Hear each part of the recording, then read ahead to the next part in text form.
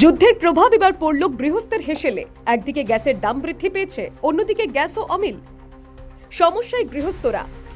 Domestic গ্যাসের দাম বাড়ল সিলিন্ডার পিছু 60 টাকা করে। বাণিজ্যিক গ্যাসের দাম বেড়েছে 115 টাকা। শহরের পাশাপাশি গ্রামাঞ্চলেও অধিকাংশ বাড়িতে এখন রান্নাবান্না পুরোপুরি গ্যাসের উপরই নির্ভরশীল। একে তো দাম বেড়েছে, তাই মিলছে না গ্যাস। সব মিলিয়ে নাকাল গৃহিণীরা। হঠাৎ করে গ্যাসের দাম বেড়ে গেছে, এটা আমাদের খুবই সমস্যা। গ্যাস ছাড়া আমাদের অন্য কোনো অপশান নেই। আর গ্যাস অফিসে ফোন করলে বলছে গ্যাস দিতে পারবে না, গ্যাস আসছে না। সবাই বলছে যে ইরানে যে যুদ্ধ লেগেছে তার জন্য নাকি গ্যাস আসছে না। কিন্তু সাধারণ মানুষ আমাদের তো খুব সমস্যায় পড়ে গেছে। আমাদের গ্যাস ছাড়া আমাদের কোনো অপশান নেই। গ্যাসে আমাদের সব কিছু করতে হয়, সবটাই গ্যাসে করতে হয়। গ্যাস যদি না পাই তাহলে সমস্যা তো হবে অবশ্যই। চাই যাদের সমস্যার সমাধান তাড়াতাড়ি হয়, আমরা যদি গ্যাসটা পাই।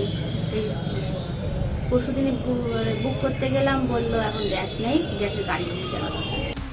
তবে গ্যাসের দাম বাড়লেও সরবরাহে কোনো অসুবিধা নেই বলে জানালেন ভারত গ্যাসের ডিলার। না, গ্যাসের এখনো সংকট হয়নি। যত সময় আমাদের কাছে ভারত গ্যাস থাকবে তত সময় দেবো।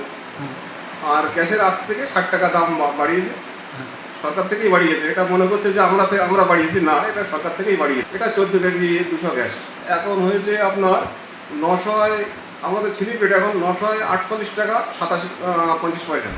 কবে পরিস্থিতি স্বাভাবিক হবে এখন সেদিকেই তাকিয়ে আমজনতা। প্রতিটি ঘোষের রিপোর্ট, দ্য ওয়াল নিউজ।